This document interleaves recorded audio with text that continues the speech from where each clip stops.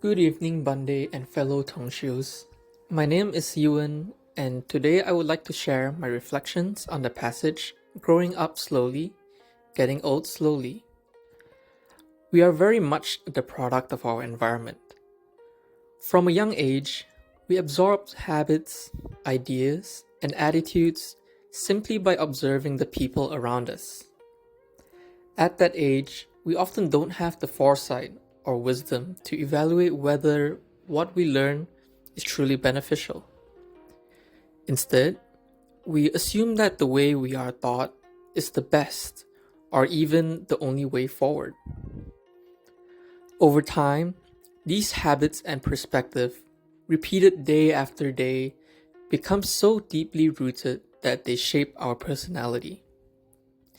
They form the lens through which we see the world. Some of these habits may be good, while others may limit us. What makes it even more difficult is that these habits often become so second nature that we don't even realize that they are there. They blend seamlessly into our daily lives, almost invisible until we pause to reflect. Recently, I have come to recognize one of my own deeply ingrained habits: my over-reliance on constant stimulation. For many years, I would fill every small gap of silence in my day with my phone.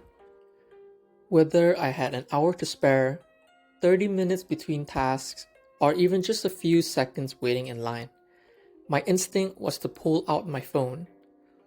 This habit was so automatic that I rarely noticed I was doing it. Not long ago, I decided to uninstall all my social media apps, Instagram, YouTube, Reddit, because I felt too much of my time was being wasted on them. The moment I did, I became more aware of how often I reached for my phone without thinking.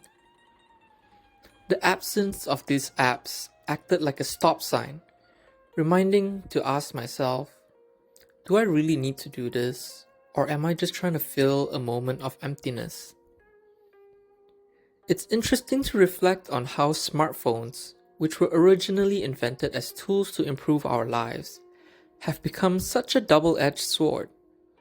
On one hand, they connect us to loved ones, giving us access to information and allow us to share our experiences. On the other hand, they also feed our cravings for stimulation, expose us to negative influences, and create opportunities for companies to exploit our desires. In the end, the tool itself is neutral. What matters is how we relate to it. This experience has taught me the importance of looking inward and challenging my own beliefs. Just as the passage says, our environment, family, and teachers shape us. But as adults, we have the responsibility to reflect. Where are these habits rooted? Are they helping me or are they harming me? It's not enough to question the world outside us. We must also question ourselves with honesty and compassion. I'm learning that letting go of old habits is not easy. It takes awareness, patience, and persistence. But this is also part of Dharma practice. To notice the causes and conditions that shape us, to recognize impermanence, and to choose wisely what we allow to grow in our hearts. Thank you everyone for listening to my reflection. May Bande be happy, healthy, and well, and may everyone be happy, healthy, and well. Sadhu, sadhu, sadhu.